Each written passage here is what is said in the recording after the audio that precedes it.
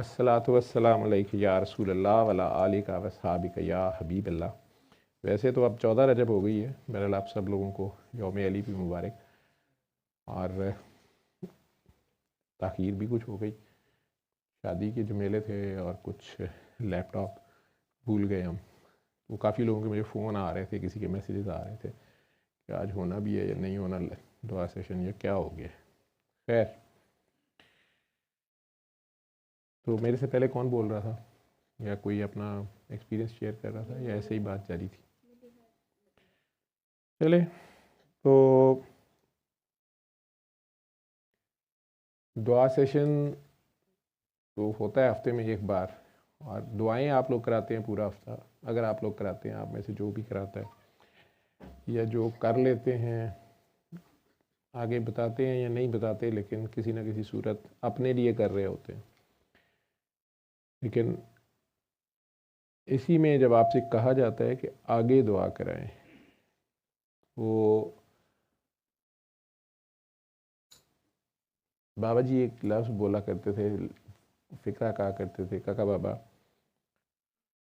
मुर्दे ज़िंदा करने का वक्त गया, वो तो अब कोई जोगी भी कर लेता है, मुर्दा दिलों को ज़िंदा करो। तो अब मखलूक खुदा से बेगरज प्यार शुरू कर दो। मखलूक खुदा से बेगरज प्यार करो, प्यार बन जाओ, लोगों की नफ़रत चूस लो, दुखी दिलों का दर्द महसूस करो, दर्द आशना बनो। ये मुख्तलिफ़ फ़िक्रे उनके होते थे जब कोई भी उनके साथ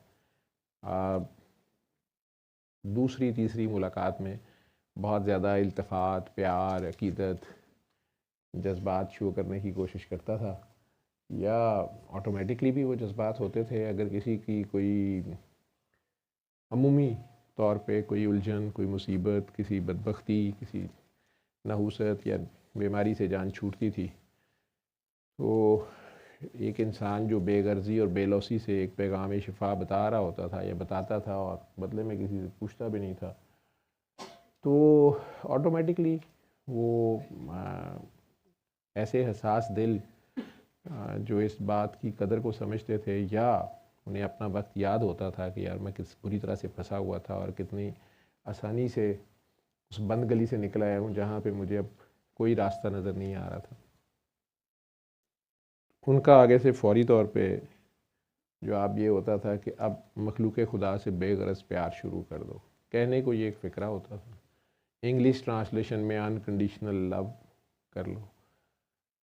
लेकिन अगर किसी ने पूछ लेना बाबा जी कैसे, तो कहना बेटा बाबा तुम भी दुआ कराओ, जब आए थे तो मरीज़ थे, अब जा रहे हो तो डॉक्टर हो। तो बाबा बताता है तो ये नतीजे आते हैं, तो तुम भी बताओगे, ज़ुबान की इतनी सी ज़कात दे दो और दुखी दिलों के दुख छीन लो। इतना प्यार करो, इतना प्यार करो कि अगले की नफ़रत चूस लो। वो उनकी तो ये हड्ड बीती थी, उनकी ये तन बीती थी, उनका तो रोज़ का सारा दिन का हर सांस का ये काम था। हम जैसों के लिए ये फ़िक्रे होते थे, हम लफ्ज़ों के मानी के तरतीब के, और वो इतनी बार दोहराते थे कि बहरहाल वो आपकी याददाश्त में ऐड तो हो जाते थे, लेकिन उनके माने वक्त के साथ खुलते हैं। वो खुलते तब थे जब आप ख़ुद प्रैक्टिकली वो काम करना शुरू कर देते। आप ख़ुद जब वो दुआ कराना या दुआ बताना शुरू कर देते थे, कई बहाने आपको भी सुनने को मिलते हैं, कई बहाने उनके पास बैठे हम भी सुनते थे। किसी ने कहना नहीं बाबा जी, आप तो बाबा जी हैं ना, मैं तो बड़ा गुनाहगार हूँ, हम इस काबिल कहाँ। या नहीं बाबा जी, मेरा तो सर्कल ही नहीं है, मैं तो घर से बाहर जाती ही नहीं। नहीं बाबा जी, मेरा ज़रा वहाँ बाबा जी असल में नॉन मुस्लिम्स है ना हमारे उसमें, उधर उस मुल्क में, तो वो वहाँ तो प्रॉब्लम हो जाएगी। बाबा जी 9/11 के बाद ज़रा मुश्किल हो गया इस्लाम पे बात करना। बाबा जी के चेहरे पे एक वो दुख सा आता था इस तरह की बातें सुन के। उन्होंने कहा ना बेटा बाबा जैसा दिल करता है कर लो, ज़ुबान की ज़कात देनी है दे सकते हो दे लो, वहाँ पे अगर तुमने करना है इरादा करो, तुम्हारे ज़ुम्मे इरादा करो, अरे तुम्हें कोशिश है, बताना है, मनाना नहीं, मजहबी बहस में जाना भी नहीं, मज़हब तो मैं तुम्हें बता भी नहीं रहा, मैं तो दुखी इंसानियत की खिदमत करने को कह रहा हूँ, और वो भी बेगर्जी और बेलौसी। इसके बदले में तुमने शुक्रिया भी नहीं लेना। तो लेकिन जो लोग ये काम शुरू कर देते थे उनका एक्सपीरियंस कुछ और होता था, वो फिर तनबीती शुरू होती थी। आपका ज़ाती तजर्बा जब शुरू होता था तो आपको पता चलता था कि ये जो आसान सा काम, ये लगता है कि बस बाबा जी तो बोल ही देते हैं, कह देते हैं सूरह रहमान सुन लो, 3 बार अल्लाह करो, पानी पियो। मखलूक खुदा आपकी फिर तरबियत करना शुरू करती थी। आप इरादतन तो बेगरज होना चाहते थे, लेकिन आपका नफ्स भी साथ होता था, आपकी मैं, आपकी फन्ने खानी, आप डॉक्टर हैं, आप ये हैं, आप वो हैं, आपका सोशल स्टेटस, ये सारी चीज़ें भी होती थी। फिर आपका आराम, जब टेलीफोन नंबर चले जाते थे, जो गरजमंद होता है वो दीवाना होता है, वो फिर ये देखता नहीं है, उसको जब नंबर मिलता है, जब दिल करता है वो कर देता है, ये सोचे समझे बगैर कि अगला किस हाल में है, नहीं है, जाग रहा है, सो रहा है, उसका अपना क्या हाल होगा। तो आप ये एक तरबियत ऑटोमेटिकली मखलूक खुदा शुरू करती थी। ऊपर से जब वो अकीदत शो करते थे या करते हैं तो आपको तो अपनी औकात याद होती है, अपना आप पता होता है। मैं तो अपनी किसी मुसीबत को नहीं ठीक कर सकता था, या मेरे तो अपने इख्तियार में एक बाल भी मेरा गिर जाए मैं वो वापस नहीं लगा सकता। मैंने क्या कुछ करना है, ये क्या मुझे कही जा रहा है।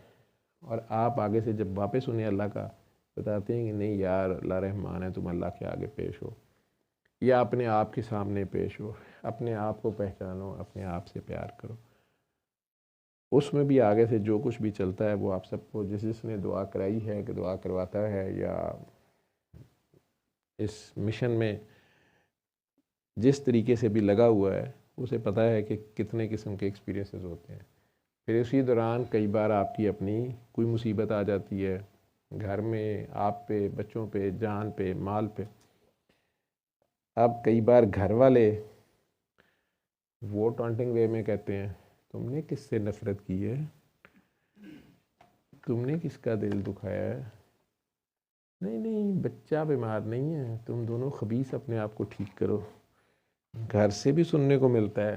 अकीदतमंद भी थोड़ा सा कहते कुछ नहीं है, लेकिन उनकी भी आंखें जब फिरना शुरू होती हैं तो समझ आती है कि इन्हें भी समझ आ गई है कि सारते आप फंसे पे ने, सानू इन्होंने की कढ़ना है।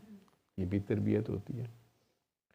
तो ये खेल चलता रहता है, नए से नए मानी पता चलते रहते हैं।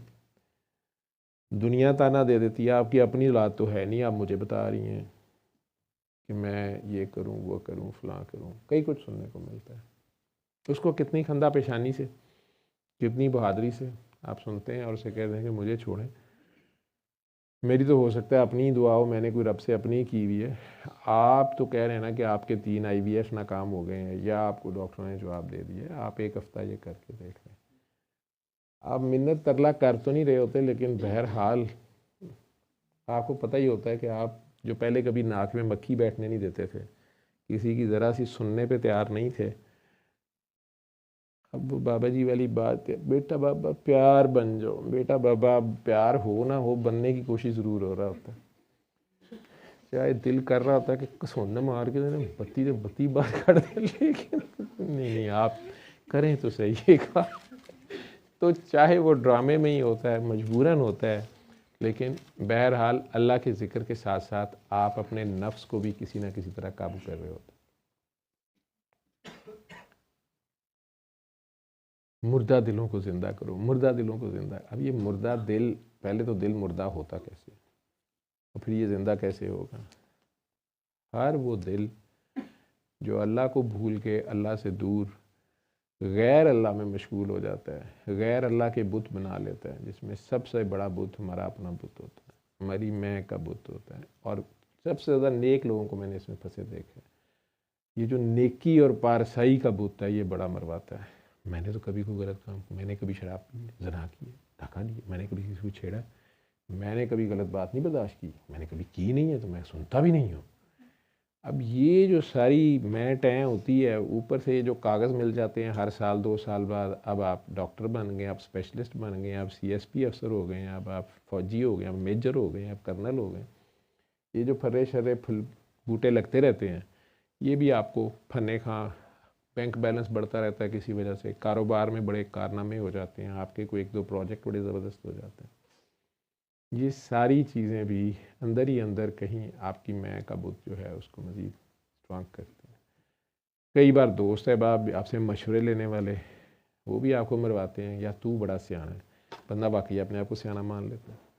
ठीक। और अगर आपके मशवरों से दो चार के काम हो जाएं तो फिर तो आपने काबू आना ही नहीं है। तो बहुत ही आप अपनी कंसल्टेशन फर्म खोल लेते हैं, आपकी आप वो मुख्तलिफ प्रोग्राम्स डिज़ाइन करते हैं। क्या होते हैं जी, पर्सनैलिटी बिल्डिंग और पर्सनैलिटी ये और वो how to talk, how to walk, वो सारा कुछ अंदर ही अंदर कहीं ये जोम देता जाता है कि जो मैं जानता हूँ वो कोई नहीं जानता। और ये बुत तोड़ना बड़ा मुश्किल होता है। अल्लाह भूल के हम अपनी मैं की परस्तिश करना शुरू कर देते हैं, या इबादतें भी कर रहे होते हैं तो इसलिए कर रहे होते हैं कि बेटा मिल जाए, बेटी की शादी हो जाए, कारोबार चमक उठे, इलेक्शन जीत जाए, वजारत मिल जाए, सदारत मिल जाए, तरक्की हो जाए, ज़िक्र अज़कार और तेज़ हो जाएंगे, इस तस्बीह को किया था तो ये हो गया था, अब उस तस्बीह को करते हैं तो वो हो जाएगा। तो बहुत देर बाद कई बार समझ आती है किसी बाबे के हाथों ही कि यार जितनी इबादत कर छोड़ी है, ये तो बेटा लेने के लिए कर रहा था, इबादत तो मैंने बेटे की है, मैंने अल्लाह की तो की नहीं। इबादत तो मैंने अपनी ख्वाहिश की है, अल्लाह की तो की नहीं। या और कुछ नहीं तो बहुत तो जी जन्नत मिल जाए, तो जन्नत की बातें हो रही हैं, या दोज़ख से डर के हो रही है, ये भी गुलामी है। वो इबादत जो सिर्फ़ और सिर्फ अल्लाह के लिए की जाए, अल्लाह इबादत के काबिल, ये इबादत सिर्फ उसे ज़ेबा है। किसी ने पूछा हुआ जी वो मुझे कैसे पता चलेगा कि हमारा कौन सा वादा था, हम क्या वादा करके आए थे या नहीं करके। वादे सारा ने एक ही किया था कि तू हमारा रब है, हम तुझे नहीं भूलेंगे, तेरे सिवा किसी को हम शरीक नहीं ठहराएंगे, और तुझे भूलना कैसे है, तू हमारी नज़रों से हटेगा ही नहीं, तो हम तुझे हर हाल में पहचान जाएंगे, और तेरे हर हाल में इबादत है शुक्रगुजारी, हर हाल में तेरे शुक्रगुजार रहेंगे। तू जैसे रखेगा, सवाल ही पैदा नहीं होता, इधर कोई ऐसे रहने पे तैयार है, यहाँ तो अल्लाह मियाँ को हर वक्त डिमांड जा रही होती हैं, ऐसे भी ठीक नहीं, वैसे भी ठीक नहीं, ये भी नहीं है, वो भी नहीं है, वो भी हो, ये भी हो, तो इस दुनिया में हर चीज़ मिल जाए हमें। उसने कहा भी है कि जो मेरे से सिर्फ दुनिया मांगते हैं और इस ज़िद में पड़ जाते हैं कि दुनिया ही चाहिए, तो फिर मैं दुनिया दे देता हूँ, लेकिन आखिरत में फिर इनका कोई हिस्सा नहीं होता। और जो आखिरत ही मांग रहे होते हैं, दुनिया सिर्फ इतनी सी चाहिए जितने को उन्हें मछली को दरिया में रहने के लिए जितना पानी चाहिए होता है, समंदर में रहने के लिए, तो फिर यहाँ आजमाइशें चल रही होती हैं। बाबा जी कहते थे प्यार बन जाओ। अब प्यार करना या इश्क करना ये आपके इख्तियार में नहीं है, ये तो हो जाता है। हाँ, आपके अंदर तड़प हो, चाहत हो किसी की, वो चाहत क्रिएट होती है किसी हुस्न को देख के। अब वो उसका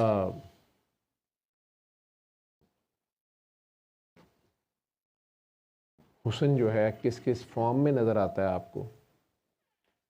मज़े की बात यह है कि होता कोई बंदा ही है, किसी न किसी इंसान के थ्रू ही वो आपके साथ डील करता है, उसका कोई बंदा ही होता है, और उस बंदे का इखलाक, हुस्न इखलाक,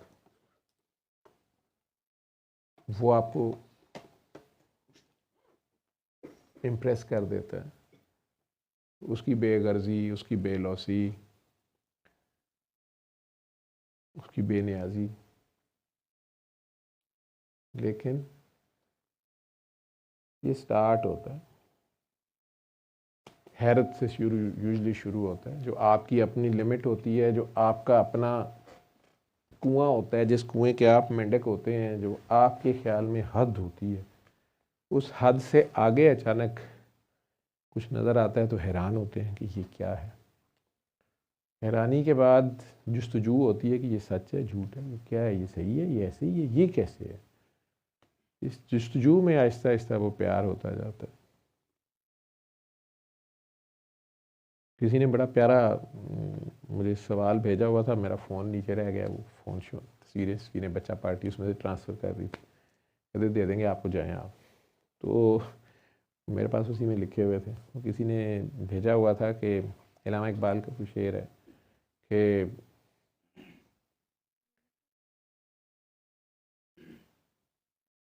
वो शेर तो खैर मुझे इलामा इकबाल का शेर ही ना मैं ख़राब कर दूँ। इलामा इकबाल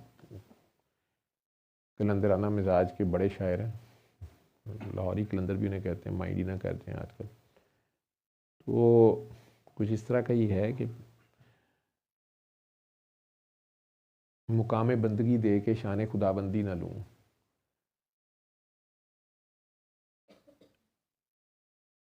ये दर्द जो है ये बहुत बड़ी दौलत है। उन साहब ने उस शेर के साथ, इलामा इकबाल का ही एक फ़ारसी का शेर था जिसमें लिखा हुआ था कि बंदगी तो फरिश्ते भी कर लेते हैं, तो तू अपने हमसे इंसानों से, मिट्टी के पुतले जो हैं इनसे तो तू बंदगी नहीं आशिकी मांगता है। तो उस बंदे ने मुझे लिख के भेजा था कि उधर ये कह रहे हैं कि बंदगी जो है वो तो मैं कभी ना छोड़ूं, मैं मुकाम खुदाबंदी मिल जाए नौज़ुबिल्लाह, या खुदा की भी सीट, अल्लाह अपनी सीट भी दे दे, मैं ना लूँ। ये मसजूद दे मलाइक होना ठीक है, लेकिन मैं ये जो तेरे साथ तेरी तरफ देखते रहना है, वो दर्द जो है, एहसास जो है, वो कहीं आगे है, तो मैं बंदगी में रहना चाहूँगा। उन्होंने लिखा कि जी उधर ये कह रहे हैं, आगे जाके ये कह रहे हैं कि बंदगी भी कोई चीज़ नहीं है, तो फरिश्ते भी कर लेते हैं, तो आशिकी, तो ये क्या फ़र्क है? ये दो जगह बोध है। मैंने कहा नहीं, बोध नहीं है, वो बड़े लोग हैं, उनकी बड़ी बात है। वैसे तो अल्लाह मियाँ ने, पहले भी एक साहब ने कहा, इसने भी कहा जी अल्लाह मियाँ ने इसीलिए शायरों के बारे में मना किया है सूरह शुअरा में कि ये बस एवं बेपर की उड़ाते रहते हैं और सारे गलत सलत बातें करते हैं, लोगों को पीछे लगा लेते हैं। मैं कहा भाई उसकी आखिरी दो आयतें पढ़, अल्लाह करीम ने उसमें उन शुअरा का तारीफ़ की हुई है कि ये बाकी तो इस तरह की कहानियाँ किस्से घटते रहते हैं, लेकिन वो जो मेरी बात करते हैं, वो जो मेरा जिक्र करते हैं, वो जो मेरी ज़ात में खोए हुए हैं, तो वो बड़ी बात करते हैं, उनकी वो तारीफ़ कर रहे हैं। तो इकबाल तो बात ही उसी की कर रहा है। तो वैसे वो अल्लाह खुद ही कही जा रहा है कि हर शय मेरा ही जिक्र कर रही है, तुम्हें इदराक नहीं है।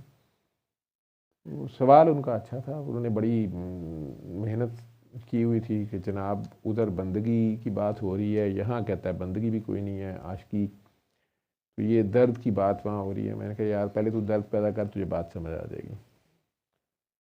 तो दर्द ये नहीं है कि आप हथौड़ा मार लें तो दर्द शुरू हो जाए आपको, या अंगूठे पे ईंट गिरे तो फिर ही पता चलता है, या गाड़ी के दरवाजे में हाथ आ जाए, नाखून आ जाए तो फिर पता चलता है। दर्द है एहसास, वो दिल जिसमें एहसास है दूसरों की तकलीफ़ का, दर्द का,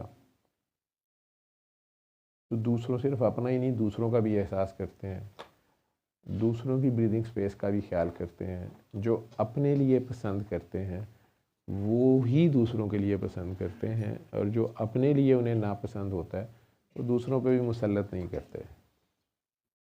ये जो एहसास रखते हैं ये दिल जिंदा दिल है। और यहाँ से अमन, अदल या अमन, ये चैन शुरू होता है ज़िंदगी में। और अगर ये सब कुछ आप अल्लाह की खातिर करते हैं तो फिर इस्लाम शुरू हो जाता है आपको, और फिर सफ़र आगे चलता है। अब ये वाकई आप दर्द दिल रखने वाले हैं, वाकई आपको एहसास है, अब आपके टेस्ट आते हैं। वो ज़िंदगी में पहले तो घर से ही टेस्ट शुरू होते हैं।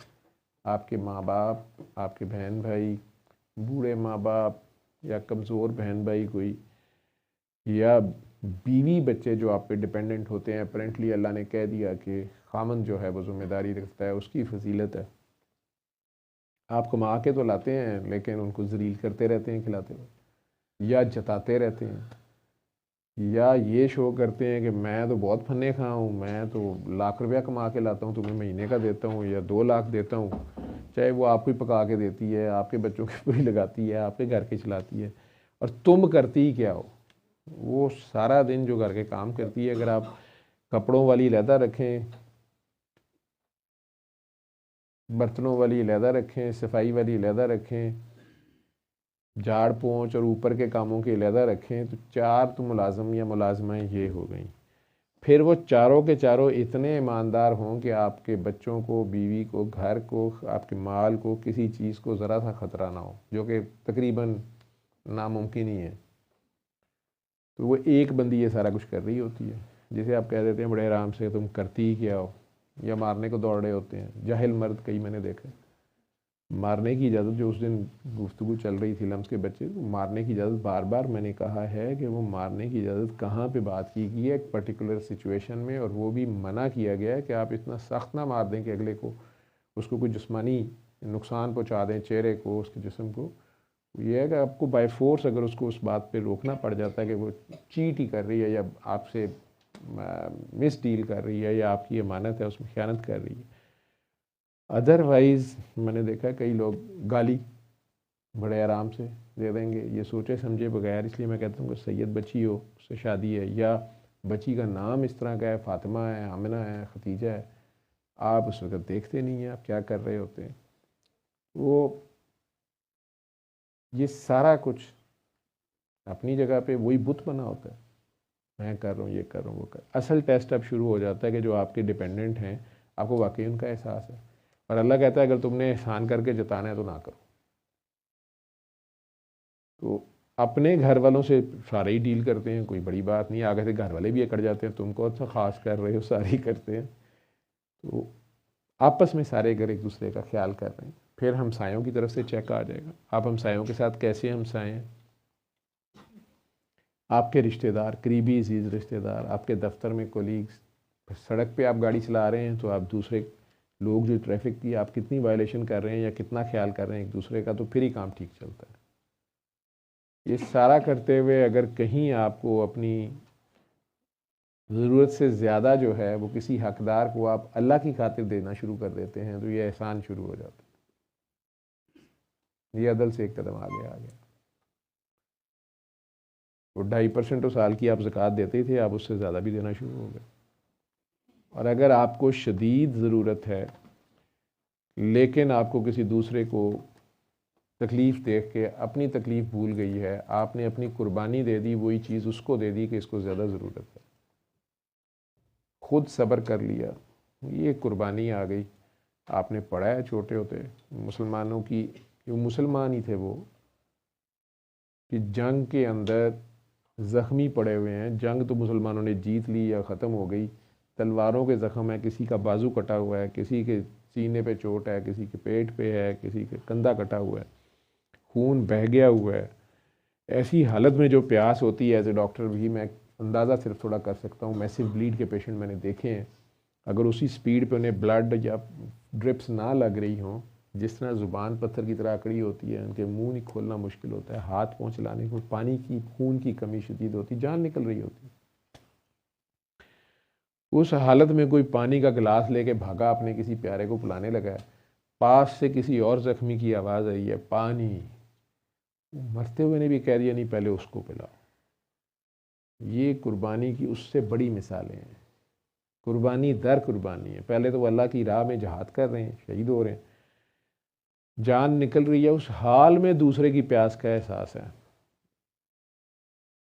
दूसरे के पास गया तो उसको किसी और की आवाज़ आ गई, उसने कहा नहीं पहले उसको पिला दो, तीसरे को पिला दो, चौथे को, पांचवें को, वहाँ तक पहुँचा तो वो तो शहीद हो गया। वापस चौथे पे आया, तीसरे पे आया, दूसरे पे आया, पहले पे आया, सारे ही शहीद हो गए हैं, पानी किसी ने नहीं पिया।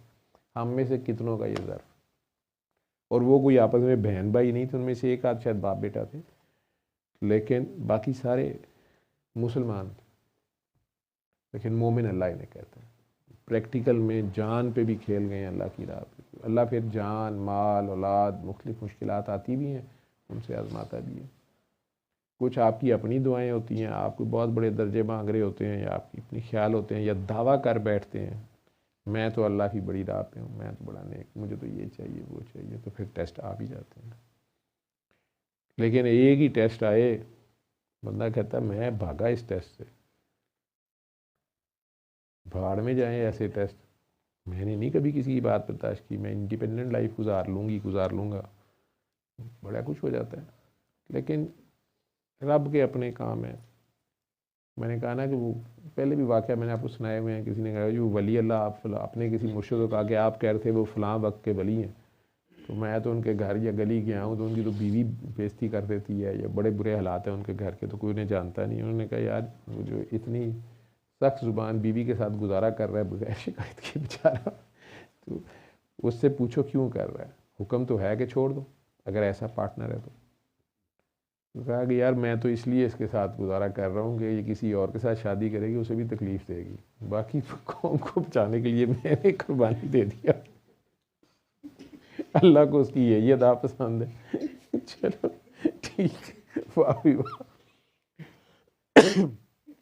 वो जो मुरीद साहब थे अपने हज़रत साहब की जान खा रहे थे, उसको समझ नहीं आ रही थी कि अपने हज़रत साहब की तो दाढ़ी इतनी बड़ी है, माथे पे मेहराब है, नमाज़ पढ़ते हैं, आयन और आयन के फ़र्क से सब चीज़ समझते हैं, तो ये क्यों नहीं है वक्त के वली, और ये कह रहे हैं वो फलाना ही कोई लकड़हारा जो है या कोई रेडी वाला जो है वो वक्त का वली है। उन्हें जाके देखने के शौक़ में उसको सारा दिन देखता रहा, करता क्या है, आम ठीक है ईमानदार दुकानदार था, उसने कहा अच्छी बात है, ये तो हज़ारों फिरते हैं, ऐसी क्या बात है।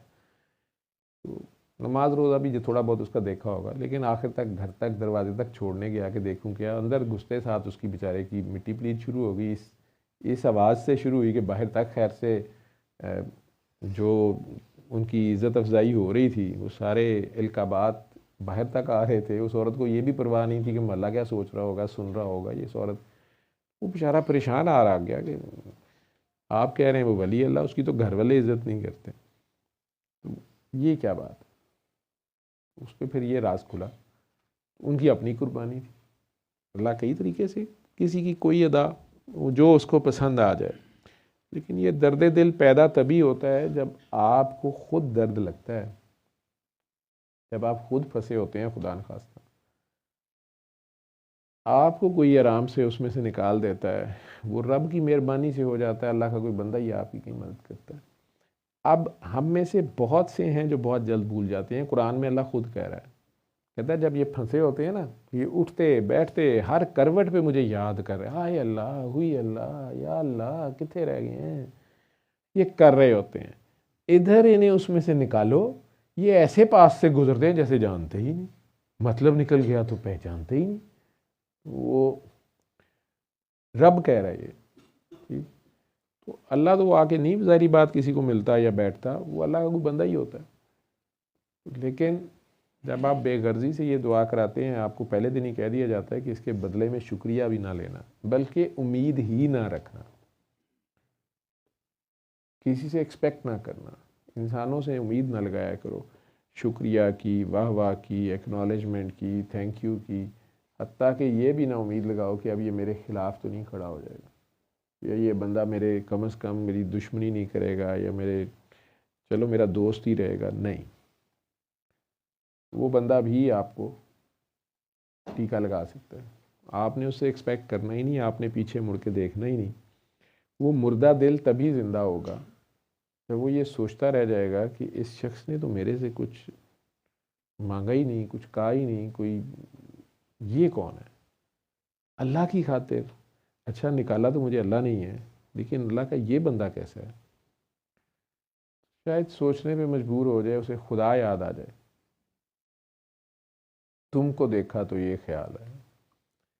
कई बार अल्लाह वाले को देख के भी अल्लाह याद आ जाता है, अल्लाह की किताब, अल्लाह की काबा, ठीक है, उसे देखते हैं तो खुदा ही याद आता है। वो अल्लाह वाले का कोई वस्फ ऐसा होता है। अब ये आप कैसे करें, आपके अपने बड़े मसले हैं, तो ये होता, मैंने ये देखा है कि ये पागलपन की हद होती इश्क से है।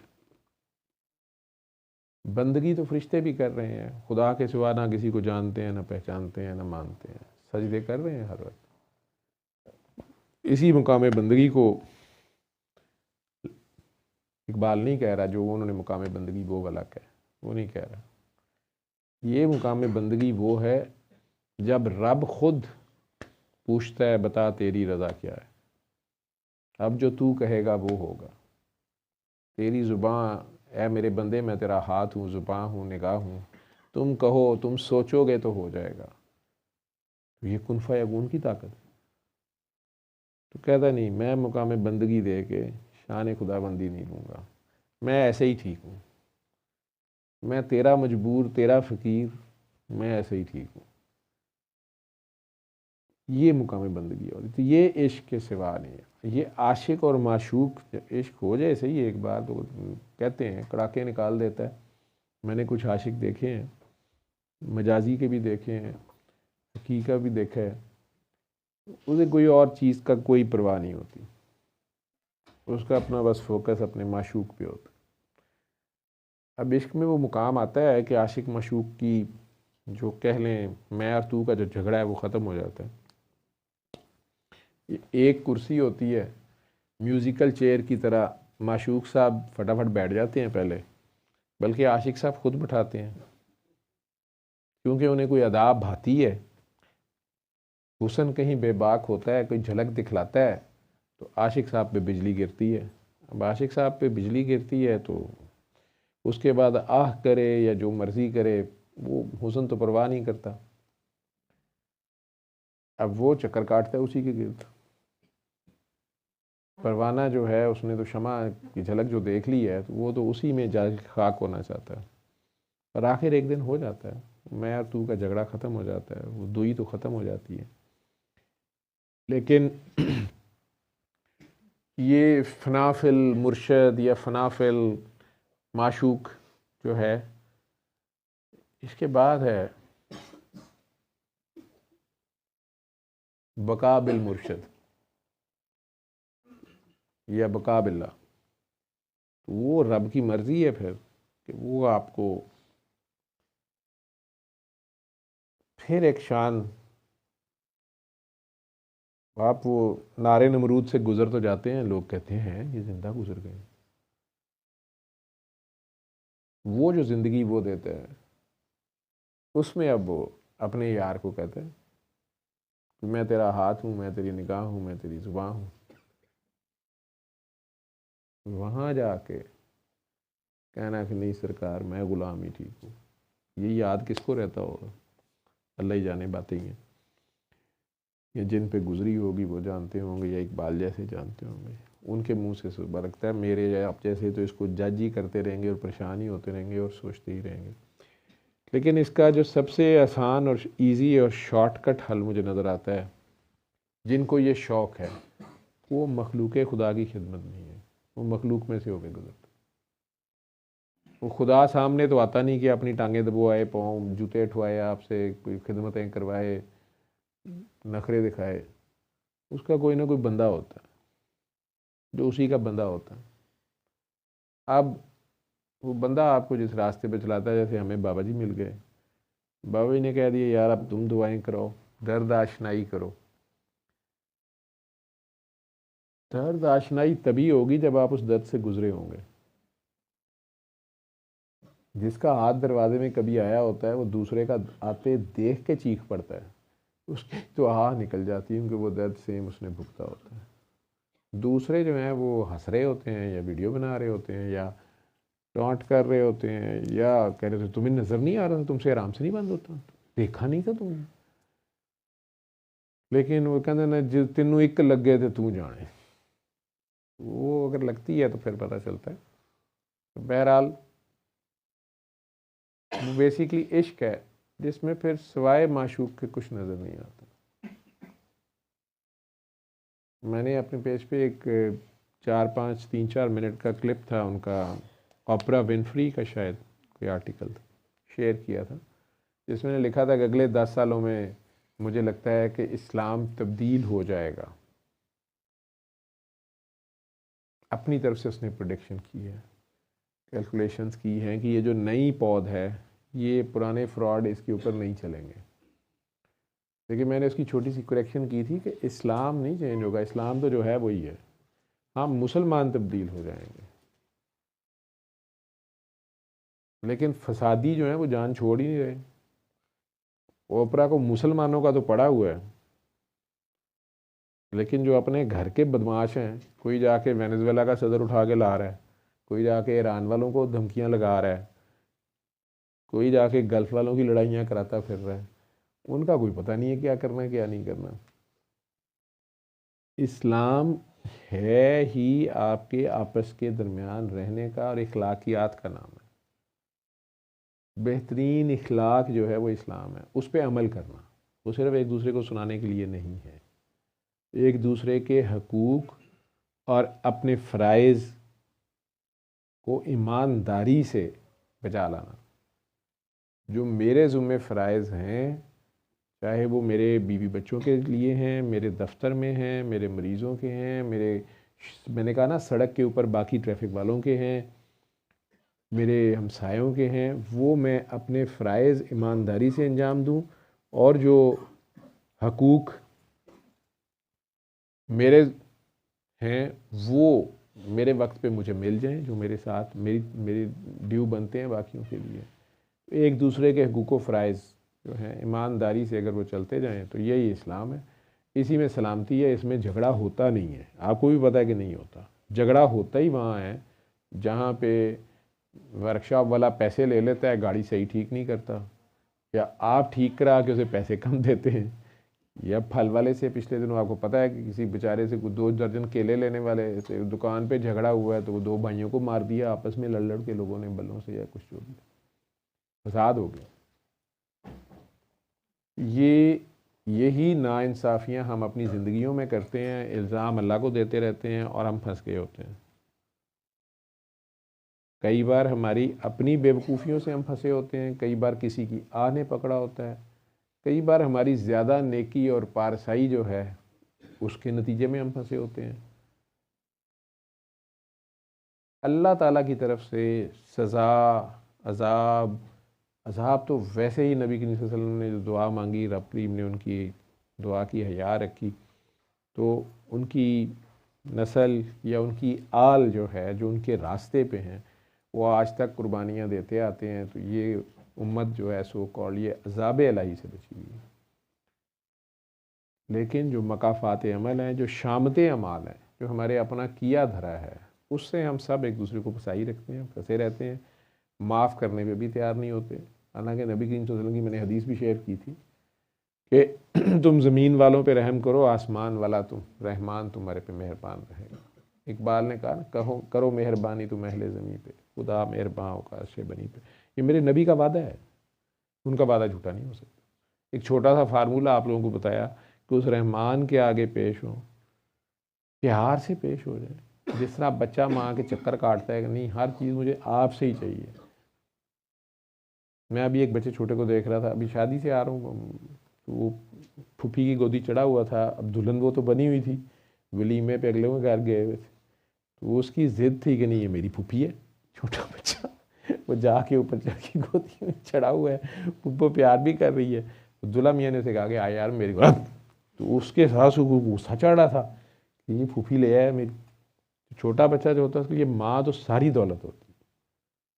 वो उस तरह अपने अल्लाह से, वो अगर आपसे 70 माओं की तरह प्यार करता है, तो अपनी माँ को छोड़ के कौन सा बच्चा कहीं और जाता है।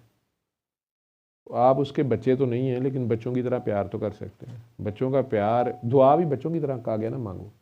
बच्चों का प्यार जो होता है प्योर होता है,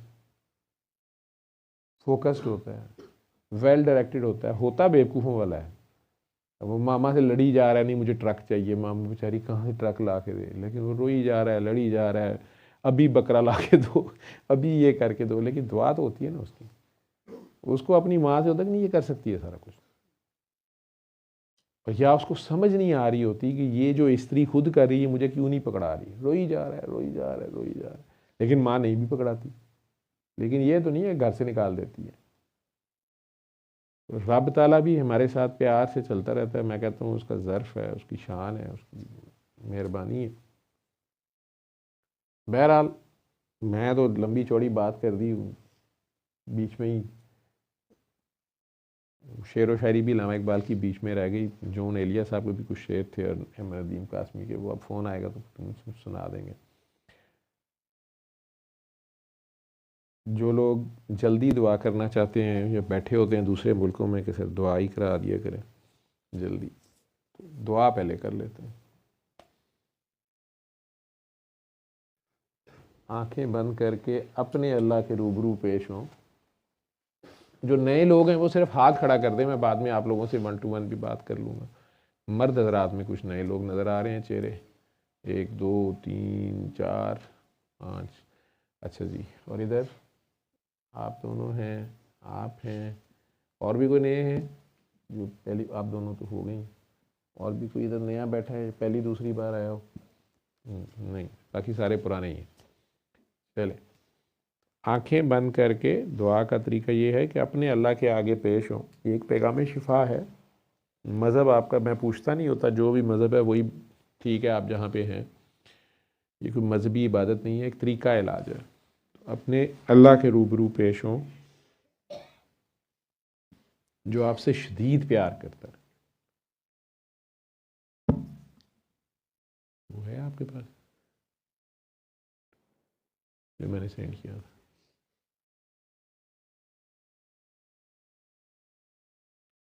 अंदर देखें, अल्लाह है।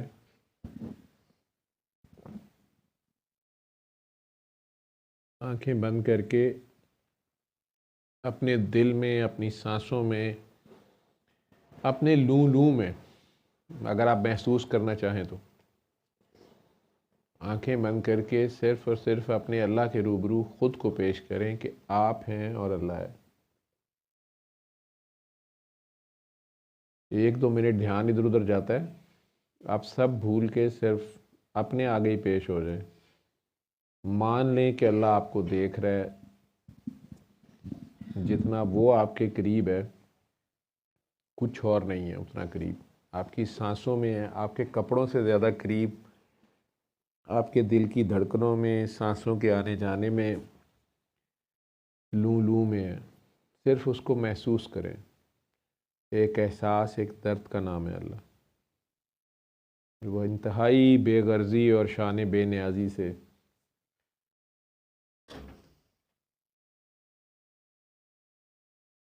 हमसे बेइंतहा बेगर्ज प्यार करता है।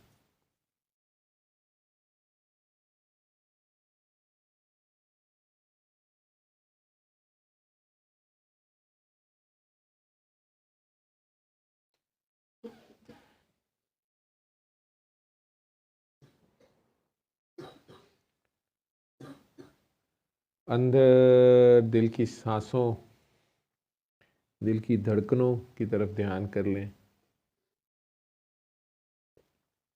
खुद को पेश करें, अल्लाह को नहीं। अल्लाह तो हाजिर है, नाजिर है, मौजूद है, देख रहा है, सुन रहा है कि या अल्लाह मैं भी आ गया हूँ।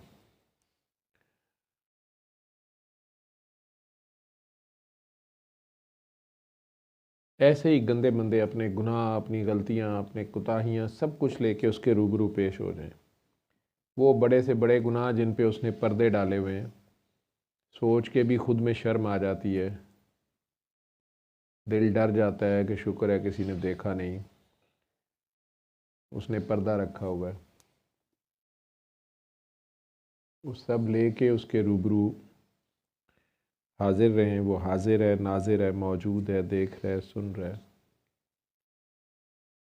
और अपने दिल में जितने प्यार से 3 बार उसको पुकार सकते हैं,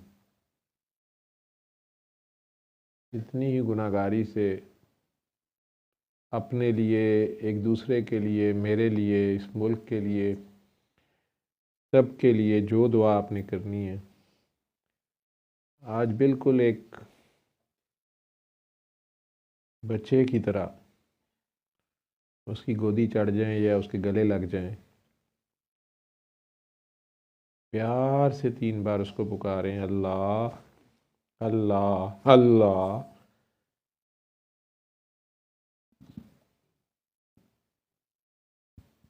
अंदर महसूस करें, समझे अपने दिल का तवाफ़ कर रहे हो कि बस उसके साथ ही कीकली डाली हुई है। मस्त।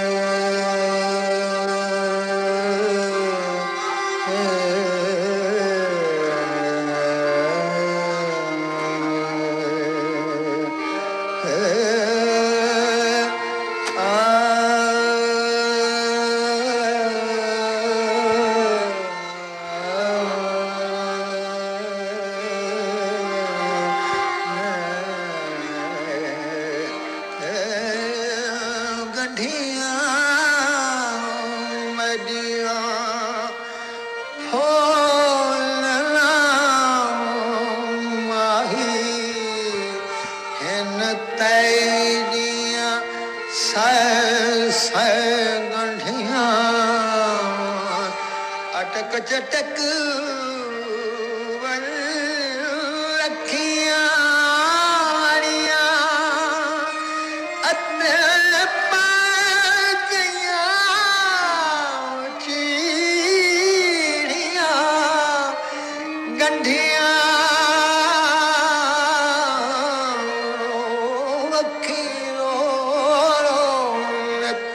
मताम करनत याद आवे तैदियां गंढियां यार फरीद ओ सुहागिन होइयां जेड़ा नाल माही दे गंढियां मेरा इश्क भी तू मेरा यार भी तू मेरा इश्क भी तू मेरा यार भी तू मेरा दीन भी तू ईमान भी तू मेरा दीन भी तू ईमान भी तू मेरा जिस्म भी तू मेरा रूह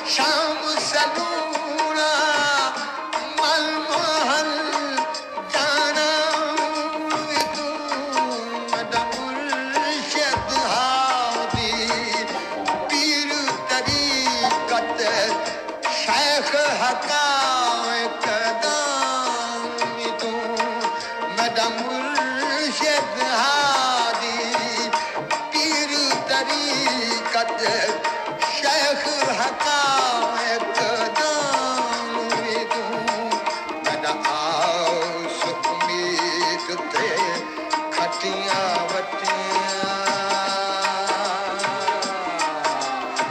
मैडा आस उम्मीद आस मैडा आस उम्मीद दे खटिया वटिया तकिया मां तराणवी तूं मैडा उम्मीद ते खटिया वटिया तकिया मां तराणवी तूं मैडा भालूवी तूं मैडा थारूवी तूं मैडा शानूवी तूं मैडा शानूवी तूं मैडा दुख सुख रोवण खिलणवी तूं मैडा दर्द भी तूं दरमानवी तूं मैडे खुशियां दा असबाब तूं मैडे खुशियां दा असबाब तूं मैडे खुशियां दा असबाब तूं मैडे सूलां दा सामान भी तूं मैडा बख्त ते नाम निशान भी तूं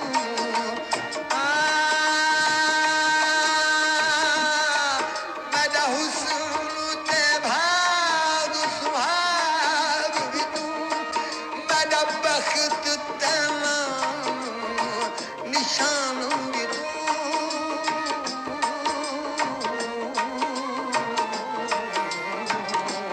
मैडा इश्क भी तूं मैडा यार भी तूं मैडा दीन भी तूं ईमान भी तूं मैडा जिस्म भी तूं मैडा रूह भी तूं मैडा कल्ब भी तूं जिंद जान भी तूं मैडा काबा किबला मस्जिद मिंबर मुसाफ में कुरान भी तूं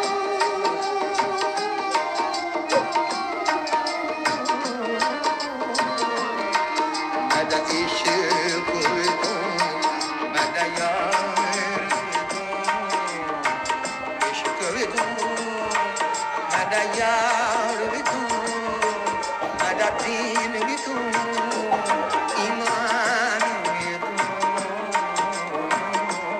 मैडा इश्क भी तूं मैडा यार भी तूं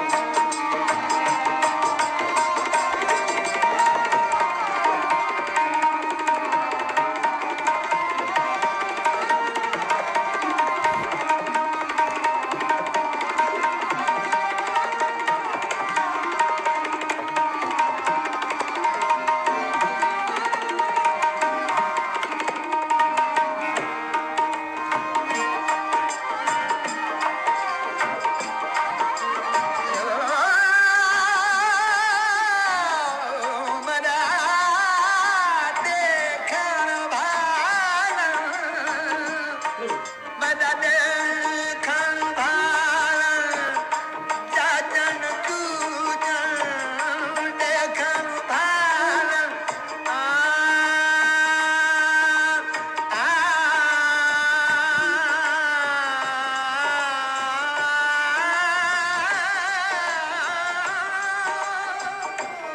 मैडा देखण भालन जाजन तूजन समझण जाऊं तूं मैडे ठगड़े साते मुझुझारी हंझूदे तूफान भी तूं मैडे दिल को तिलोरे सीधा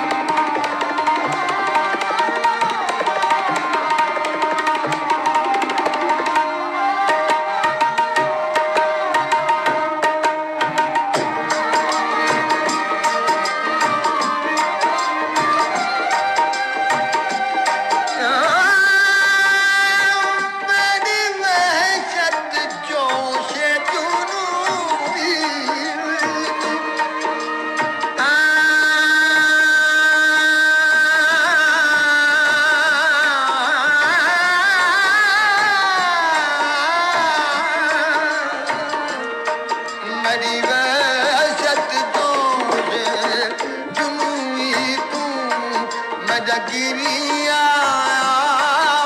घुमाई तू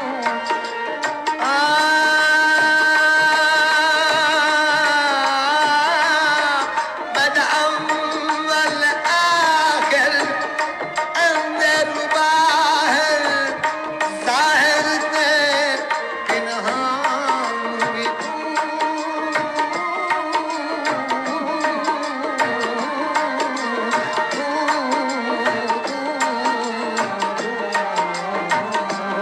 मेरा इश्क भी तू मेरा यार भी तू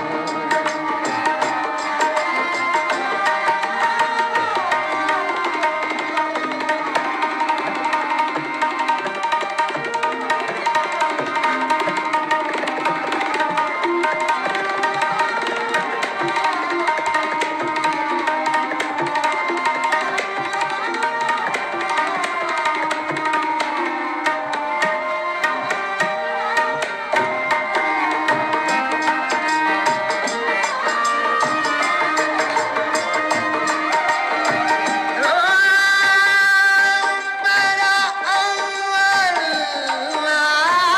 आखिर बदअव्वल आखिर अंदर बाहर जाहिर से पिनहान भी तू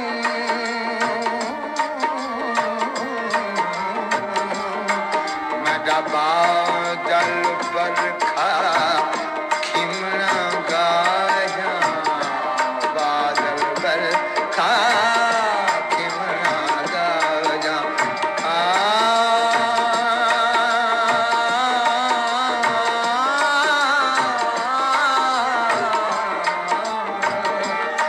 मेरा बादल बरखा खिमना गाया बारिश ते बारां तू मेरा मुल्क मलीर ते मारू थल्ला रोही इंसान भी तू जे यार फरीद कबूल करे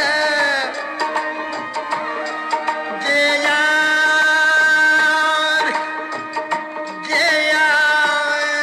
फरीद जे यार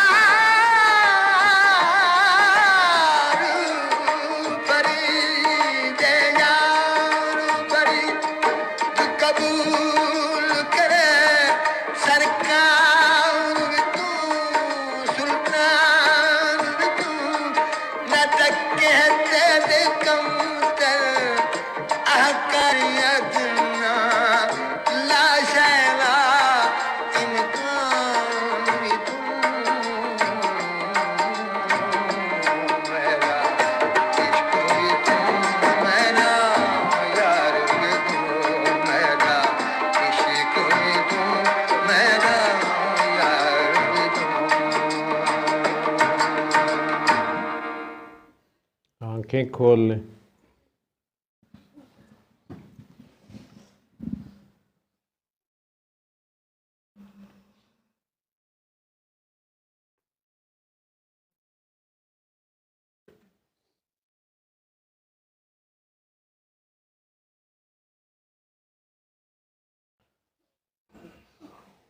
वो जो काकी जी बैठी हुई हैं, उन्हें पीछे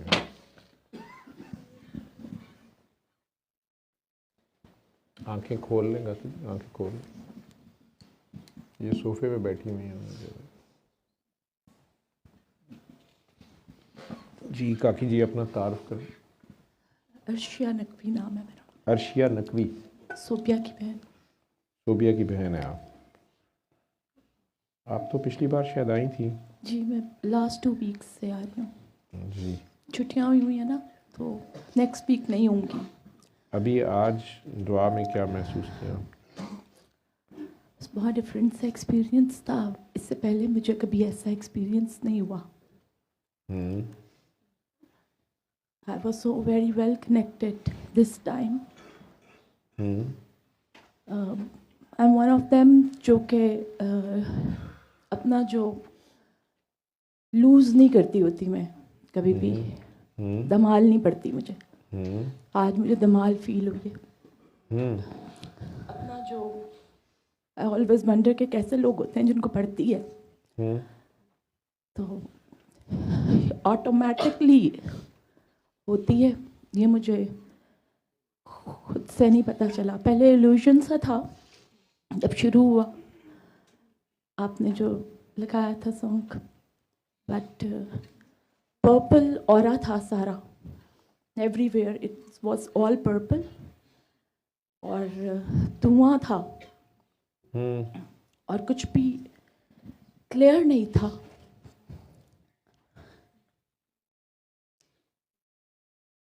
बट जब कॉन्सेंट्रेट किया, इतना फोकस आपका जब ख़राब हुआ होता तो शायद इतना अच्छे से नहीं होता, बट आई थिंक कि आज फोकस बिल्कुल ठीक था। और जब ये काफ़ी लंबा था तो उस वजह से I was able to connect. बीच में मुझे ये भी हुआ कि अगर ख़त्म हो गया तो फिर मैं डिसकनेक्ट हो जाऊंगी। बट आई रियली वांटेड कि इस दफ़ा ख़त्म मत होए ताकि मैं कनेक्टेड रहूं। It was a deliberate effort earlier stage, but then it was out of my control. Then what happened that it was purple aura all where, हर तरफ, और बहुत देर ये रहा धुआं धुआं उड़ता हुआ। बीच में एक फिगर था, जस्ट एक सर का इल्यूशन था बीच में, वो डेवलप होना शुरू हुआ। फिर उसके बाद मैं कहती होती हूँ कि मेरा जो क्लासरूम है, बेसिकली ये by profession I am a teacher, and it has been 27 years I have been teaching. I am a primary teacher, basically a trained teacher, and I have taught in very well known schools. Right now I'm working in FFC grammar school. So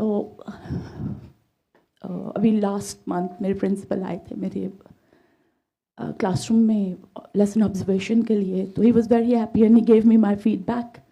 so I said कि ये जो classroom है और ये जो बच्चे हैं ये मेरा किबला काबा है। तो ये मैं कहती थी, मुझे इसके अलावा कुछ नहीं पता था। हल्के सब पूछते थे तुम्हारे कैसे पढ़ गए हैं, बिकॉज मैं कहती थी क्योंकि छोटे बच्चों को पढ़ाती हूँ ना, तो आंख भी नहीं झपकती कि कहीं चोट ना लग जाए। It's very hard to teach younger children. तो बस आज जो था वो किबला काबा और ये सारा जो एक कॉन्टेक्स्ट था, ये मैंने कभी सुना भी नहीं था। तो आज वो सारे, आज मुझे पता चला कौन कौन था। बट लास्ट में जब बिल्कुल एंड होने लगा ना, तो मैंने अल्लाह ताला से दुआ की कि आज मुझे वाकई बता दे कि किबला काबा एक्चुअली है क्या मेरा, शायद मुझे पता ही नहीं है। फिर आज बहुत अजीब सी बात,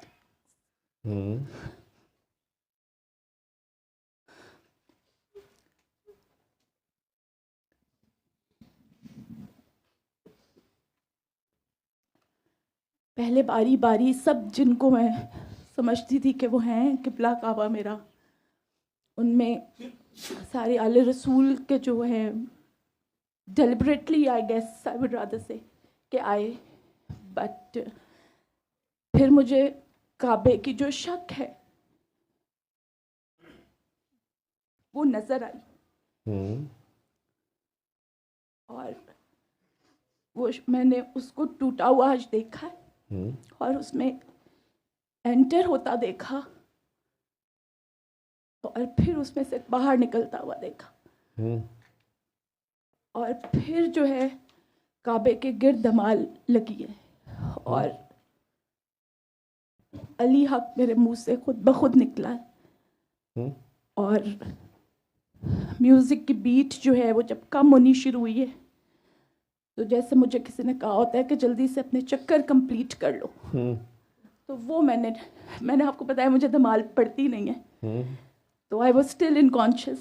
एंड फिर मैंने जल्दी से चक्कर काटे अपने, और जब आपका म्यूज़िक ख़त्म हुआ है, लाइक म्यूज़िकल चेयर में उस वक्त वहीं पर स्टॉप हुआ है जहाँ पर शक थी। बस दैट्स इट। Thank you.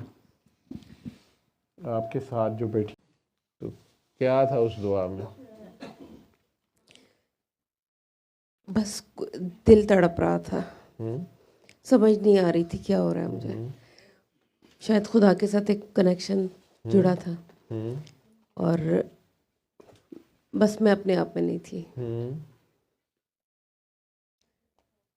बहुत अच्छा लग रहा था। मेरे साथ ये पहली दफ़ा हुआ है, इससे पहले कभी भी नहीं हुआ। एक चीज़ जो बहुत कॉमनली मेरे साथ होती है, मेरे आंसू नहीं थमते, रिमझिम होती है बस। और भी इम्प्रूव करना चाहती हूँ, बहुत इम्प्रूव करना चाहती हूँ, लेकिन मैं कर नहीं पाती। क्या इम्प्रूव करना? जहाँ जहाँ फंसी हुई हूँ और निकल नहीं पा रही, अभी भी मुझे समझ नहीं आती मैं कैसे निकलूं। बस उसकी मखलूक को बेगरज प्यार करी जा, अपने मसले सारे उसके हवाले करके तो उसकी मखलूक की खिदमत कर। ठीक है, इतना सा काम ही है, दुआएं आगे करानी है। जी लोगों को अल्लाह से जोड़, मुर्दा दिलों को जिंदा कर। वो दिल मुर्दे हैं जिनमें अल्लाह नहीं है। मैं है, बुत हैं, सब कुछ है, अल्लाह नहीं है। जहाँ एक भी बुत होता है अल्लाह नहीं होता। लोगों को अल्लाह के दर पे ले जाओ। लोगों में वो एहसास, वो दर्द, वो बांट।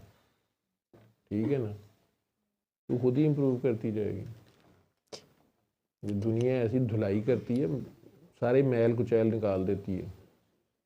ठीक है, बल्कि साबुन निकाल देती है। असल में मैल निकल जाती है, साबुन निकलना बड़ा मुश्किल होता है। बिल्कुल। ये दुनिया साबुन बड़े ज़बरदस्त निकालती है। जो कहती है ना मैं ICU च मरदी भी, उन्होंने कहनी पई सुन लो, कहनी आपे तो तू दाखिल मरनी पई है, सानू कहनी पई है। ठीक है, बिल्कुल सही। ये तो छोटी सी बात है ना। नबियों वलियों को सुनना पड़ा। ये नबियों को कहते रहे आपको तो अल्लाह ने, खुद तो गरीब है, तेरे तो औलाद नहीं, तेरा तो बेटा नहीं है, खुद तो तुम ऐसे हो, या तुम्हारे पीछे आया कौन है? यही जो 2-3 कमीने लोग, मतलब जिनको छोटी ज़ात समझते थे, या ये कोई दुकानदार, कोई छोटा मोटा, ये मोची नाई तरखान होर की गुलाम तुम्हारे पीछे लगे हुए हैं। ये बातें सुननी पड़ती।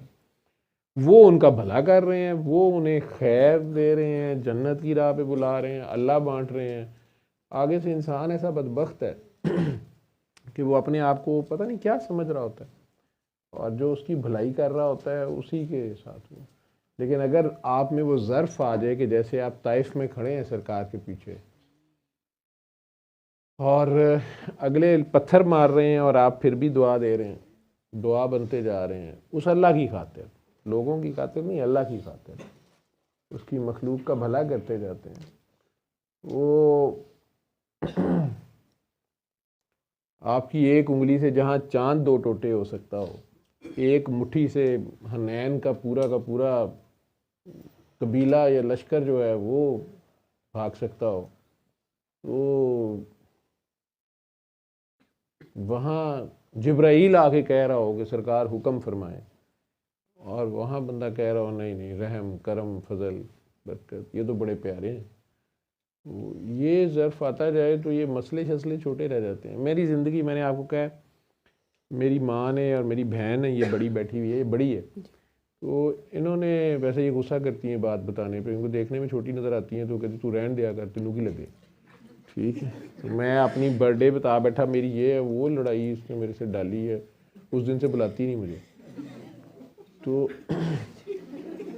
ठीक है, वो इन दोनों के साथ 14 साल तक तो मैंने इनके ऊपर बदमाशी की, सीधी बात तो। अब्बा जी का मैं लाडला था। अभी अब्बा जी की बेल होती थी, मैं कुंडी खोलते खोलते शिकायतें लगा रहा होता, शिकायती टट्टू। और शिकायतें किनकी? इन दोनों की, अम्मी की और बाजी। अब्बा जी, अम्मी ने ये कर दिया, अब्बा जी, बाजी ने वो कर दिया। अब्बा जी ने मेरा दिल रखने को, इन्हें डांटना भी, लाडला था।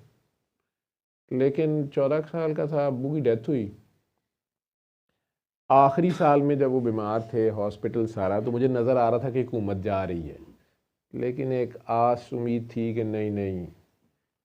लेकिन जब वो चले गए तो अब मैं इनके रहमो करम पे था। तो माँ होती है, बड़ी बहन भी बड़ी बहन होती है, लेकिन फिर भी जेड़े मजलूम रहे होन जदों वो वापस हुकूमत चाहन तो पुरानियां दंदियां उन्हें करीचनियां होंदियां ने। लेकिन वो ना भी कुछ करती, मेरे अब वो लाड वो नहीं चक्कर था। मेरा मजाक बना हुआ था कि मेरे कज़न मजाक उड़ाते थे मेरे से बड़े, अल्लाह जन्नत सी मेरे नईम फोत हो गया। वो मजाक में कहता होता कि चाचा जी ते फल भी घर ले आना ते वड्डा अंब जवेद आस्ते होंदा है। मतलब वो मैं छेड़ता होता था, यार मैनूं वड्डा अंब दिओ, ये दुनिया के वड्डे अंब लैन आया। इस तरह के मजाक करते तो जैन को ज़रा समझ आती है। वो बहरहाल अब वो अचानक वो तो दुनिया तलपट हो गई। और फिर पता लगा जो लाडला होता है ना, ये इसने अपने काम भी खुद नहीं किए होते, ठीक है। वैसे हमारे घरों में, हमारे घर का कल्चर ये है कि बड़ी बहन या बहनें, छोटी बहन को बाप माँ कहने कुछ नहीं देते। वो मैंने कि भाजी, बहन, आपा, वैसे दूसरियां भी सारी। मैं वही कहता होता हूँ, मेरे दोस्त पूंडी शूंडी करते जब मैं अब्बू अपने से कॉलेज चले गए, कॉलेज और मेडिकल कॉलेज गए, तो लड़कों को बड़ा गुस्सा चढ़ना जब मैंने कई बार उन्हें समझाना कि यार की कर दे पे। उन्होंने कहा यार तू तुझे पूंडी भी करनी नहीं आती। मैंने लफ्ज़ तब सुना था।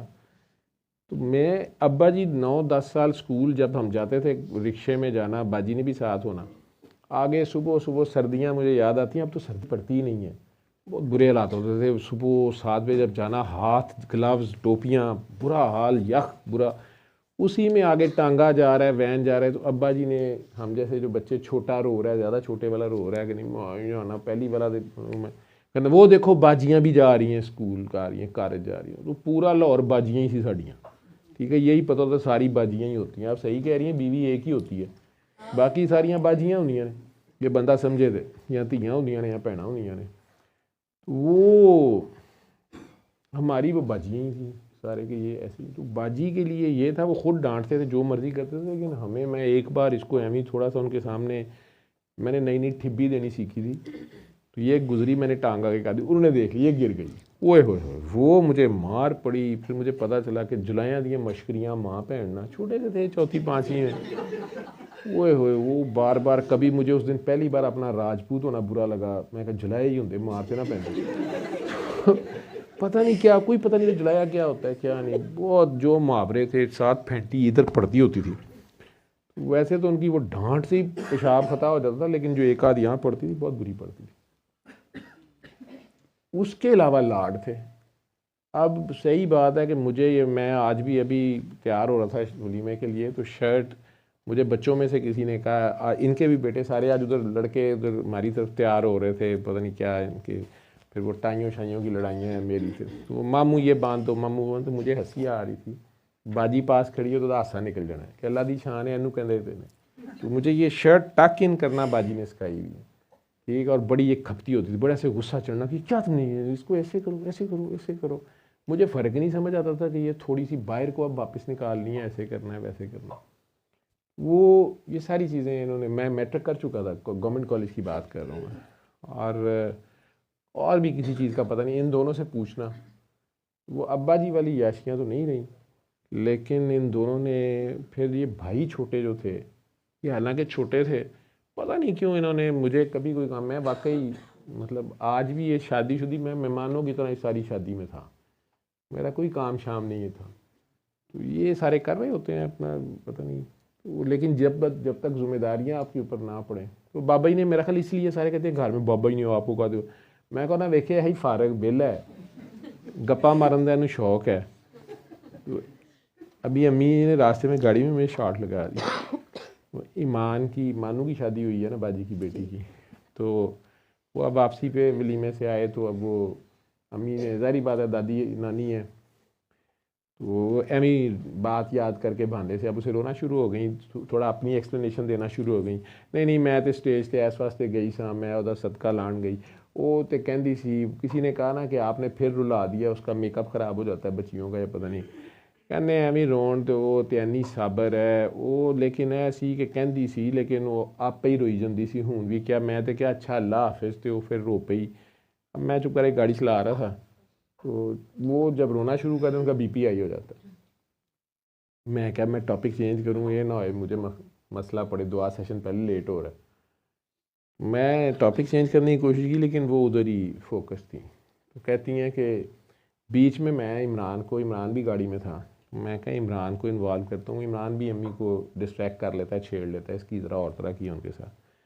मैंने इमरान को कोई बात की, इमरान की आवाज़ नहीं आई तो वो हंस पड़े सारे। मेरी बेगम भी थी, इसकी बेगम, दोनों गाड़ी में। ये तीनों खवातीन हंसे, कहती कि वो तो लाहौर पेशोर याद है। वो वैगन में यही बताते होते थे, खालिद की ऑब्जर्वेशन थी कि सुबह सुबह वैगन में अगर बैठो ना, जब हम इचरे से जाते थे सेंट मॉडल स्कूल, तो वो खालिद जान के जो कसूर से बसें आती थी ना, लाहौर कसूर, उनमें लेके ने चढ़ जाता था मेरी हुकूमत तक। तो ये और तरह जाते थे। जब मैं कॉलेज चला गया, पीछे खालिद बड़ा था, तो उस वैगन में चढ़ के ना तो वो फिर शरारतें करता होता था। वो लोग यानी उसमें ज़ाहिर बात है, कसूर से कोई आया, उसने मीनार पाकिस्तान उतरना, तो वो आराम से सोया होता है। सुबह 6 बजे दफ्तर कोई जा रहा है, नींद नहीं पूरी हुई, तो मुँह खुला है, ठीक है। तो खालिद साहब ने किसी के मुँह च टिकट पा देनी, कागज़ तूता किसी को अचानक आवाज़ ला देनी, ठीक है। मतलब अभी छिरे ही खड़े हैं तो उसने अचानक बात दी, मीनार पाकिस्तान वाले लोगों ने उठो कईयों ने उतर जाना। वो आपस में कई बार किसी से शरारत करे, जब गैदरिंग हो, कोई बंदा बीच में से सोया हो तो उसकी टर्म है कि वो तो लाहौर कसूर होया है।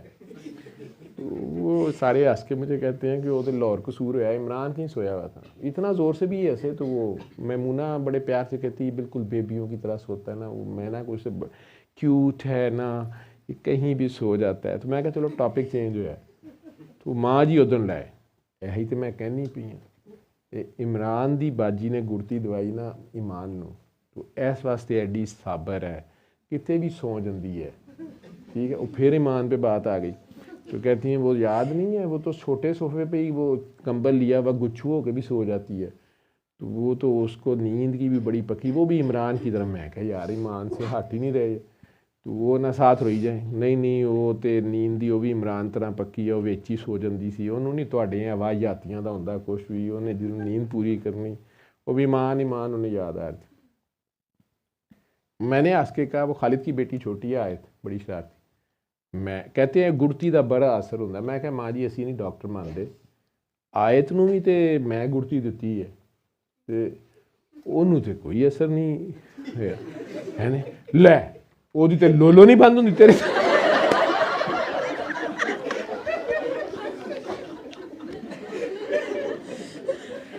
अब मेरी बेगम साहबा का कहका सबसे ऊपर था, कहने वो किसी को गल ही नहीं करन देंदी, लाहौर दी कर लो, पेशौर दी कर लो, ढाके दी कर लो, बंगाली दी कर लो, वो तक जवाब होंदा है। वो शुक्र है घर आ गया, टॉपिक चेंज हो गया, वहाँ से उतर गए, वो नीचे आ गई, अंदर आ गई, फिर आगे इनके हवाले करके मैं ऊपर आ गया। तो आप इन सारों का प्यार है, ठीक है। फिर बाबा जी ने इस काम लगा दिया, मैं करिए मुझे मेरे कामों का कोई पता नहीं है।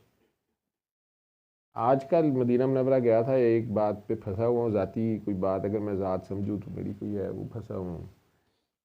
एक 2-3 दुआएं थी, एक मुल्क की थी, वो भी मुझे पता है मेरे रब ने निकाल देना जब निकाल, ऐसे ही, ठीक है। तो बाकी वो मुझे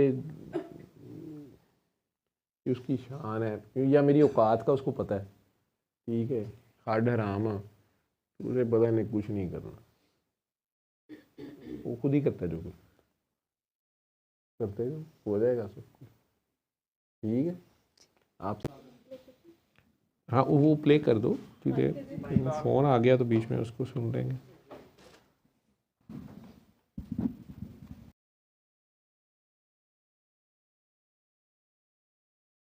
The next 10 years will not be ordinary years. They will be defining years, years that future generations will look back on and say, that was the moment everything shifted. Islam, a faith rooted in timeless truth, is entering a season of transformation, not of belief, but of understanding, expression, and global presence. Change is coming, not to erase identity, but to refine it. A return to inner faith, not just outer labels. The coming decade will push believers beyond rituals alone and back toward meaning. People will ask deeper questions. Why do I believe? How does faith shape my character? Islam will be experienced less as a label and more as a lived conscience, seen in integrity, compassion, and humility.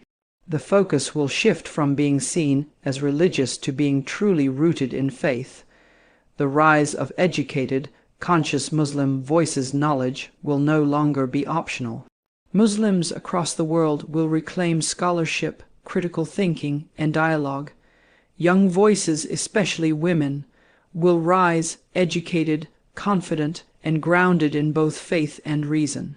These voices will challenge misinformation, dismantle stereotypes, and speak for themselves instead of being spoken about.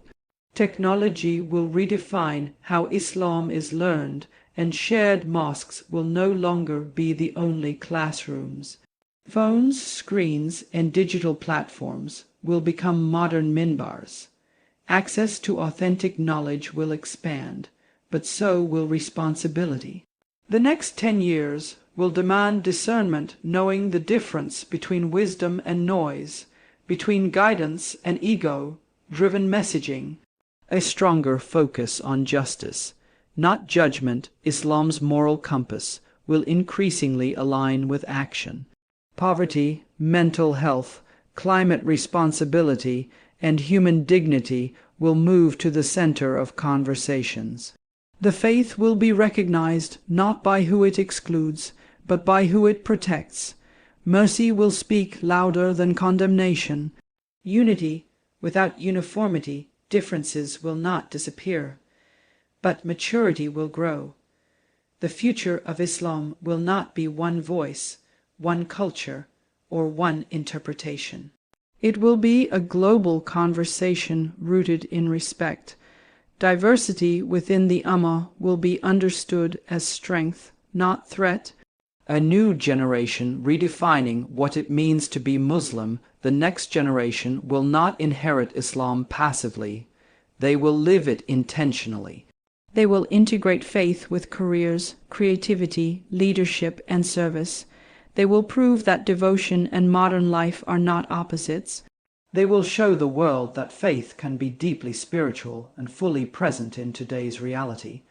The next 10 years will not change Islam's core, but they will change how Islam is seen, lived, and led.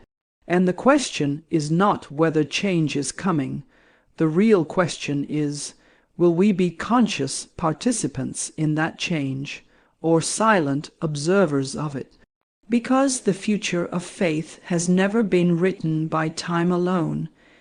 It has always been written by people who chose purpose over fear, wisdom over reaction, and hope over division.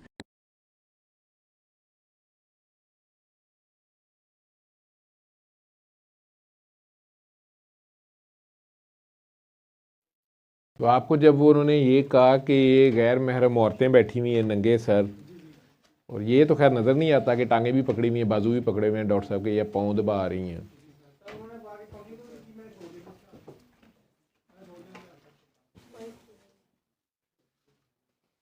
भाई का नाम आसिफ है? चलिए आसिफ साहब, आप सुन रहे हैं तो कॉल कर लें। फिर वो बीच में कॉल कर रहे थे तो वो जी ये आ गई कॉल उनकी। जी सलाम जी, वालेकुम सलाम जी। आसिफ सर कैसे हैं आप? ठीक जी मैं ठीक, अल्लाह का शुक्र। माए हाँ जी, लंगर ले लिया है? जाओ जी जाओ। जी जी आसिफ बोले। जी आपसे मोहब्बत करने वाला एक बंदा जो है वो मदीना में बैठा है अभी, आपसे बस वो नंबर मिला है छोटे भाई के दोस्त से, और मैंने कहा आपको सलाम भी कह लें। आपकी मेहरबानी है, आपका प्यार है, खलूस है, और ये मेरे लिए बहुत बड़ी सादत है कि मदीना मुनव्वरा में बैठे हुए आप प्यार भेज रहे हैं।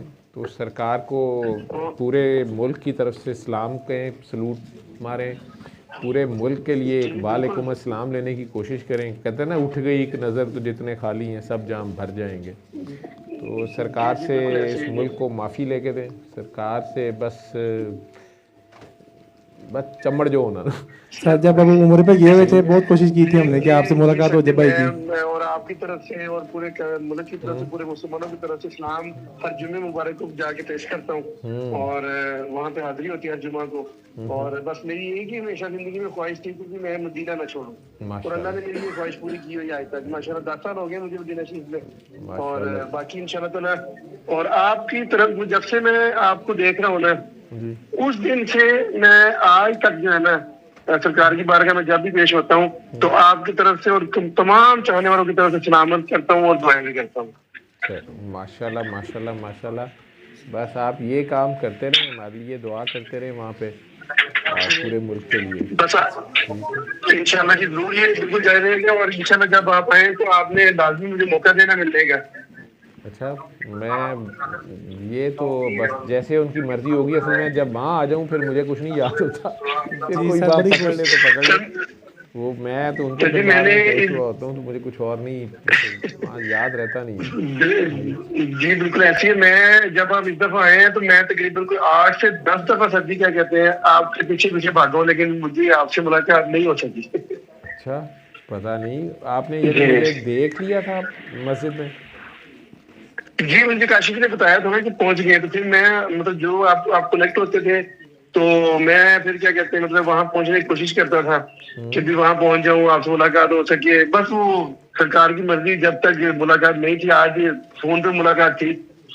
मैं 19 नंबर गेट से अमूमन जो है ना वो ज़रूर, या 4 नंबर गेट से, वो जो छतरियों वाली जगह है वहाँ पहुँच के अगर नमाज मिल जाए मुझे या टाइम मिल जाए मुझे जगह, वो टाइम तो वो मेरी फेवरेट जगह होती है। वहाँ मैं बैठा होता हूँ, चले जाऊँ तो इंशाल्लाह आपके लिए दोबारा से कुछ दुआ होगी इंशाल्लाह ताला कि आपको अल्लाह ताला जो है सरकार की बारगाह में बार बार आने की तौफीक अता फरमाए, और इंशाल्लाह ताला फिर मुलाकात भी होगी। बस आप मेरे लिए नहीं, आप इमरान खान के लिए ज़्यादा दुआ कीजिएगा, उनकी सेहत तंदुरुस्ती कामयाबी। और जी इंशाल्लाह इंशाल्लाह जी इंशाल्लाह जरूर जी, अल्लाह खैर करे जी इंशाल्लाह। मेरे लायक हुक्म हो तो मैं हाजिर हूँ। ठीक सही, बस यही काम है। ठीक जी इंशाल्लाह इंशाल्लाह। बहुत शुक्रिया सर, बहुत शुक्रिया सर, जज़ाकल्लाह जज़ाकल्लाह। अल्लाह हाफ़िज़। अच्छा जी, ये मुझे किसी ने इन्फॉर्मेशन दी है कि ये जो ओपरा विंफ्री वाला था ना, ये शायद AI जनरेटेड है। तो चलें, मैंने फिर भी उसकी करेक्शन, मेरे नज़दीक यही है, मेरी भी ये होप है, ओपरा विंफ्री का नहीं है, तो ये किसी ने किया होगा। तो मुझे 2 बार किसी ने भेजा तो मैंने आप लोगों को भेज दिया। तो नहीं, मुझे नहीं पता था। अगर मुझे पता होता कि ये AI जनरेटेड है तो फिर तो मैंने इसे करके क्या करना था। तो लेकिन ओपरा का ना भी हो, मुसलमानों में चेंज आ रही है, अच्छी चेंज आ रही है इंशाल्लाह। वो सारी रियलिटी जब आप पे सख्तियाँ आती हैं, अल्लाह करीम का ये एक तरीका भी है कि आप अपनी ही गलतियों से फंस भी जाते हैं, तो रब चाहे तो आपको उसमें से निकाल भी लेता है। लेकिन कई बार वो सख्ती आपके अपना किया धरा, उसकी यहाँ ज़माने में जो कॉन्सिक्वेंसेस हैं वो आपको सही और गलत की तमीज़ सिखाते हैं, आपको शर्मिंदगी और तौबा की तौफीक मिलती है, और आपको अल्लाह ताला की रहमानियत, उसकी मेहरबानियाँ वो याद आती हैं। उसके साथ साथ रब का दरवाज़ा दोबारा खटखटाना याद आता है। उसके साथ साथ दुनिया की जो मोहब्बत के चक्कर में आप पहले फंसे होते हैं, आपको ये अंदाज़ा होता है कि ये मर्तबान में जो हाथ डाला था बंदर की तरह सारे करोड़ निकालने के लिए, ये हरकत आइंदा नहीं करनी है। तो आप उन गलतियों से सीखते हैं जो अल्लाह के बंदे होते हैं। या अल्लाह से प्यार करने वाली जो भी मखलूक है या इंसान है, उन्हें अमन पसंदी जिनकी ख्वाहिश होती है, खूह होती है, तो अपनी गलती पे जो शर्मिंदा होते हैं वो रब को बड़े प्यारे होते हैं। और जो बहुत नेक लोग होते हैं, आटे के साथ घुन भी कहते हैं ना, पिस जाता है। बहुत नेक लोग होते हैं, वो भी इन मुश्किल हालात से गुज़रते हैं। उनको मुश्किल हालात से गुजारने का रब का मकसद यही होता है कि वो मज़ीद से मज़ीद पाक हो जाएं। जैसे अल्लाह करीम ने अल्लाह की महबूब तरीन हस्ती हैं नबी करीम सल्लल्लाहु अलैहि वसल्लम, उनके घर वालों को, बीवियों को, उनकी बेटी, उनके बच्चों को, उनके करीब वालों को, जो भी अल्लाह के नेक लोग होते हैं, उनके लिए वो मैसेज है कि ये जो तुम लोग मुश्किल हालात से गुज़र रहे हो, ये तुम्हारे लिए दुनिया में इतनी फरावानी नहीं है, दुनियावी मालो असबाब की आसानियाँ नहीं हैं, और इतने मुश्किल हालात से तुम लोग पे दर पे गुज़र रहे हो। अल्लाह चाहता है कि तुम्हें पाक से पाक से पाक से पाक करता जाए। ये दुनिया की जो निजस ख्वाहिशात हैं और जो दुनियावी कमज़ोरियाँ हैं और इसके चक्कर में नफ्स की जो इल्लतें हैं, इन सब से तुम पाक होते जाओ। जिस वक़्त इस उम्मत पे मुश्किल वक्त आता है, अगर तो इसको वापस अल्लाह रसूल याद आते हैं तो ये एक बहुत बड़ी मेहरबानी है रब की, बहुत बड़ा ख़ास करम है कि वापस अल्लाह याद आ जाए। मुझे किसी ने बड़ा अच्छा, जिस तरह उन्हें किसी ने सवाल कर दिया कि आप ख़ुद तो बीमार हैं आईसीयू में और हमें बता रही हैं, या काके को किसी ने कह दिया कि ये क्या अल्लाह का बता रहा है जिसने काकियाँ बैठाई हुई हैं नंगे सर। ये लोगों के कई तरह के एतराज़ात होते हैं ना। इस तरह किसी ने बड़ी अच्छी बात की मेरे से, मुझे कहते कि डॉक्टर साहब आप हमें तस्बीहां, वजीफ़े और इन चीज़ों से मना करते। मैंने क्लियर करने की कोशिश की कि यार मना मैं नहीं करता, मैं ये कहता हूँ कि आप जो कह रहे हैं वो करें भी। तो हम जो अल्लाह का ज़िक्र अज़कार इतना ज़्यादा कर रहे हैं, उस पर जब अमल नहीं होता तो कल्ब सख्त हो जाता है। जब कल्ब सख्त होता है तो वो अजीबोगरीब किस्म की कैफियत तारी होती हैं, रजत तारी होती है, और आपको ख़ुद समझ नहीं आती। आप मजबूरी में जब लगे होते हैं तो वो भी एक किस्म का जबर होता है। जब आप अपने ऊपर जबर करते हैं तो आपके अंदर से नेचुरली आप उस चीज़ को फिर रिएक्ट कर रहे होते हैं, और वो अजीबोगरीब किस्म की जो एनर्जी है, वो आपके ऊपर एनर्जी के इम्पैक्ट जो आ रहे होते हैं, वाइब्रेशन से जो कुछ हो रहा होता है, आप उसके मानी अपनी तरफ से अजीबोगरीब जिन भूत जादू निकाल के मज़ीद साइकी के मरीज़ बन रहे होते हैं।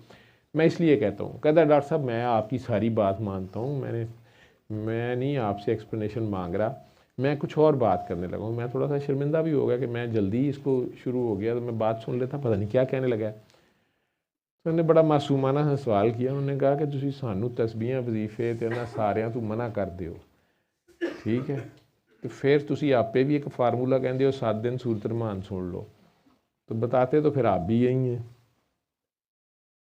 मैं काफ़ी देर उसको देखता रहा, फिर मैं बड़ी ईमानदारी से उसे कहा, मैं क्या देखो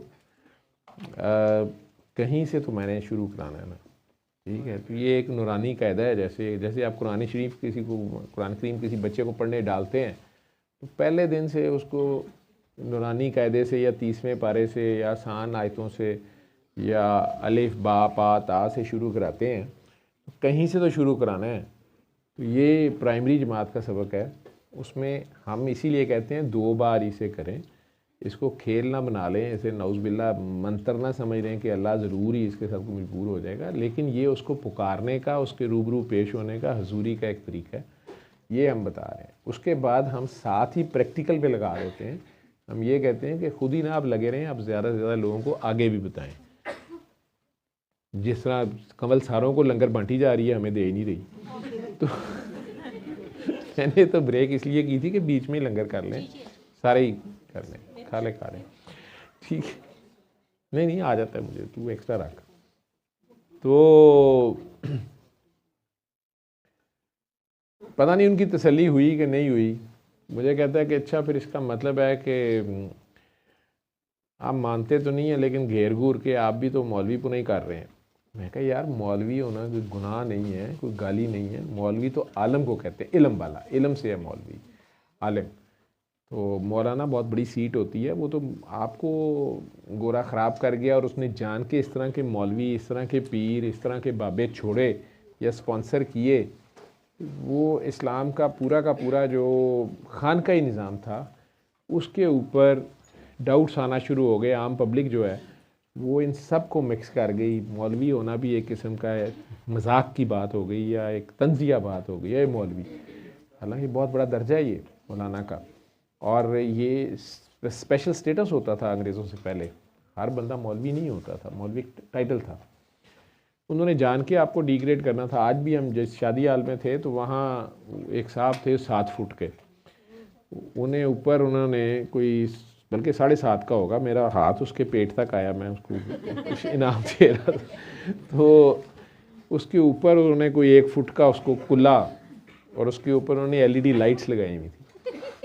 अब जब उन्होंने वो दुल्हन की एंट्री से पहले लाइट्स ऑफ की ना, तो पूरे हॉल में या वो स्पॉटलाइट थी या वो कुल्ला जो था उसके ऊपर वो टर्बन जो था बस वो नज़र आ रहा था, नीचे बंदा नहीं नज़र आ रहा था अंधेरे में। कई लोग डर गए, कहते हैं ये टोपी वहाँ में क्यों खड़ी है। मैंने ये कुल्ला है, नहीं तो ये दूल्हा इसके नीचे आएगा। मैं कहा नहीं, दूल्हे का इससे ताल्लुक़ नहीं है।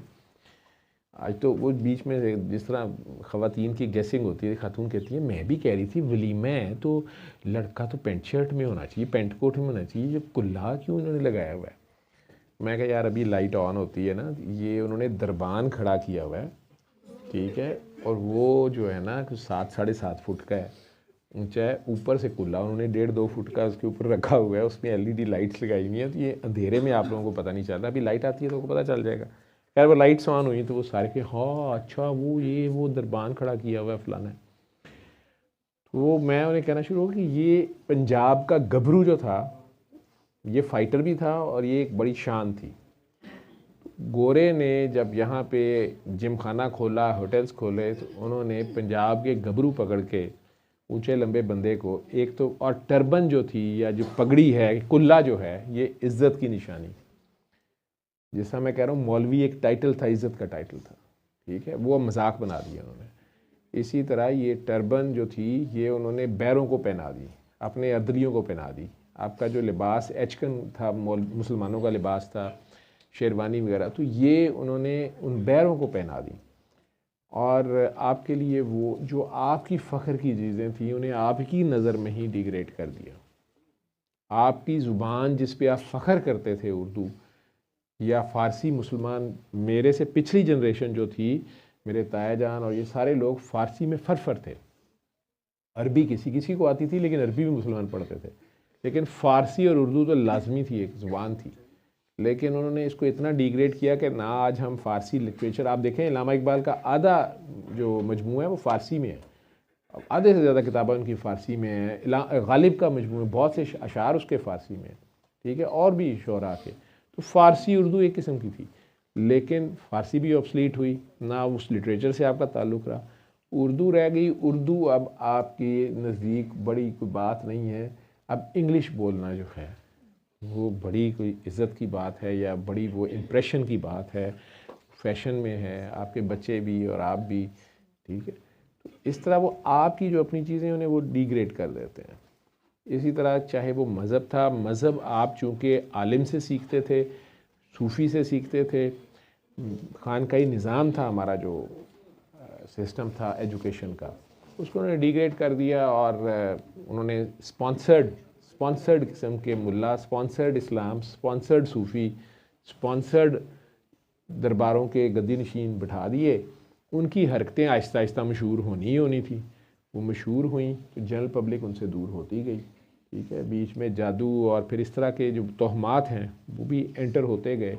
जब गुर्बत आती है, और सबसे बड़ी गुर्बत इल्म ही की गुर्बत है, अपनी पहचान की गुर्बत है। आपने अपनी पहचान लूज़ कर दी, अपने खालिक और मालिक से रब्ता छोड़ा, उसके बाद खलाओं में सोए अंधेरे के धक्कों के कुछ भी नहीं होता। सर्दी होती है, सर्द महरी होती है, आपस में जज्बात भी ख़त्म हो जाते हैं, वो जो असल कल्चर है वो चला गया। तो ये AI जनरेटेड शायद किसी ने खुशफहमी से फिर बनाई है या उसने सोचा है, लेकिन ये दुआ है, हो गई। और उसमें अलबत्ता मुसलमानों ने तो क्या चेंज होना है, उनकी सोच, उनका जो आपस में बिहेवियर है। मुझे काका शाहिद नाम है आपका, काशिफ कह रहा है कि हमारे घर में ही, अब ये इतनी पब्लिक के सामने लाइव में बैठ के हौसले से कह देना कि हम अपने घर में लड़ते झगड़ते रहते थे, ये भी छोटी बात नहीं है। और लेकिन अल्लाह के कलाम की इस तरीका इलाज की हकानियत को बयान करने के लिए उसको कोई शर्म नहीं है। आज वो खुशी से बता रहा है ठीक है। कई बार आपने देखा है कई पेरेंट्स बड़े खुशी से बता रहे होते हैं कि हमें तो पता ही नहीं था कि ये बच्चा हमारा ऑटिज़म का जो है ये हमारी वजह से बीमार हो गया है, या हमारी अपनी हरकतें हैं या हमारी अपनी नफ़रतें हैं जो इस बच्चे को अग्रेसिव भी करती हैं। जिस दिन हम आपस में गुस्से में लड़ झगड़ रहे होते हैं कि बच्चे की हालत ख़राब हो जाती है, या हमारे बच्चे की ये हालत या माँ के पेट से या बाद में ये ऐसे थी। तो चूँकि वो शिफा याब होते हैं, जो ही अपनी सेल्फ़ करेक्शन होती है, आपस में प्यार बनते हैं, तो वो नताइज बच्चों के ऊपर आते ही आते हैं। जो मासूम बच्चा है अभी वो कंप्लीट हो रहा होता है, बन रहा होता है, डेफिनेटली उस पर जब वो इम्पेक्ट आता है तो उन्हें इस तरह की गवाही देने का ज़र्फ़ कई लोगों में होता है जो बड़े ज़र्फ़ से बोलते हैं कि हाँ हम थे ऐसे, मैं ऐसी थी या मैं ऐसा था। ये काफ़ी छोटी बात नहीं कर रही है, सियालकोटी लहजा उसका, ठीक है। तो बोल रही है, वो साफ बोल रही है, जो बोलना है उसने सच कह दिया, ठीक है। और ये भी बड़े ज़र्फ़ की बात होती है अपनी गलती को मान लेना। और सबसे पहले जब तक वो बंदा अपने अंदर से नहीं मानता ना, वो सबके सामने बाकियों के सामने उसके मानने का भी फ़ायदा कोई नहीं होता। गन पॉइंट पे आप किसी से माफ़ी मंगवा लें, उसका कोई फ़ायदा नहीं अगर अंदर से वो शर्मिंदा नहीं है। अंदर से जब वो शर्मिंदा होगा, अगर अपनी गलती को समझेगा, जानेगा, तो ये बहुत बड़े ज़र्फ़ की बात होती है। और आगे से भी लोग अगर बाज़र्फ़ बैठे हो, वास्ता किसी कम ज़र्फ़ से पड़ जाए तो और बात है, नहीं तो बाज़र्फ़ लोग बैठे हो, उन्होंने पाँव धुला के क्या पीने हैं या माफ़िया मंगवा के क्या करने हैं, गले से लगाते हैं, प्यार ही करते हैं। मुर्दा दिल इसी तरह ज़िंदा होते हैं। उनमें अगर खुदा का एहसास जाग जाता है कि मेरा अल्लाह देख रहा है और मेरा अल्लाह मेरे से इतना प्यार करता है और उसने मेरे इतनी देर मुझे बर्दाश्त किया है, मेरी गलती को, मेरी कोताहियों को, मेरे पर्दे रखे हैं, और वो अभी भी मेरा इंतज़ार कर रहा है, वो मेरा ख्याल है आपकी ऑटोमेटिकली निगाह झुक जाती है, आप उसके सामने आजिज़ हो जाते हैं। आजिज़ी वो मांगते हैं हमसे, और ये प्यार और इश्क के सिवा पॉसिबल नहीं है। प्यार हो जाए जिससे, उसकी तो फिर हर अदा अच्छी लगती है।